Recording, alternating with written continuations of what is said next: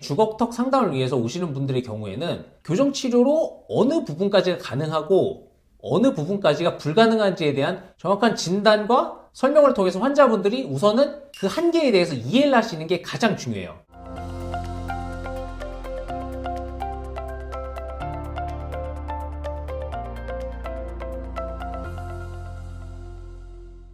안녕하세요 여러분, 쑥삭TV의 교정과 전문의 조병주입니다. 자, 오늘은 여러분들께 주걱턱에 대해서 말씀드리려고 해요. 주걱턱은 저희들이 전문용어로 골격성 3급 부정교합이라고 이야기를 하는데요. 위의 턱에 비해서 아래 턱이 상대적으로 큰 경우를 이제 주걱턱이라고 할 수가 있겠죠.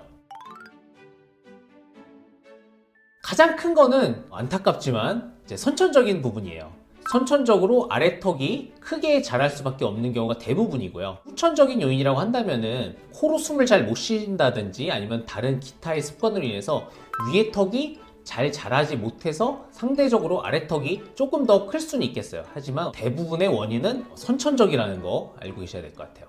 우리 아이는 어렸을 때는 얼굴이 예뻤는데요? 라고 이야기를 하시는데, 당연히 어릴 때에는 아래턱이 위의 턱에 비해서 훨씬 작은 게 정상이에요.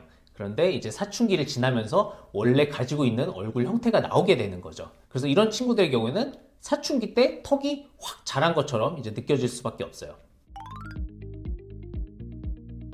예전에는 아래턱을 못 자라게 하는 쉰컵이라고 하는 그런 치료들을 했었는데요. 실제적으로 이거는 거의 효과가 없다는 게 이미 증명이 돼 있고, 요즘 하는 치료는 위의 턱이 상대적으로 작은 경우에 한해서 위의 턱을 페이스 마스크라는 장치를 통해서 앞으로 끌어당기는 치료가 조기 치료의 대부분이라고 보시면 되겠어요.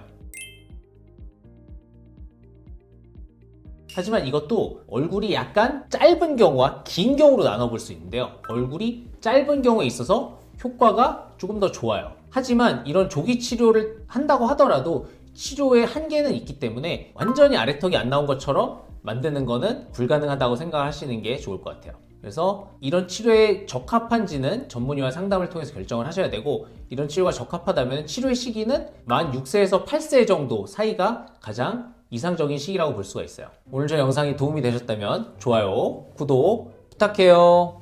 안녕.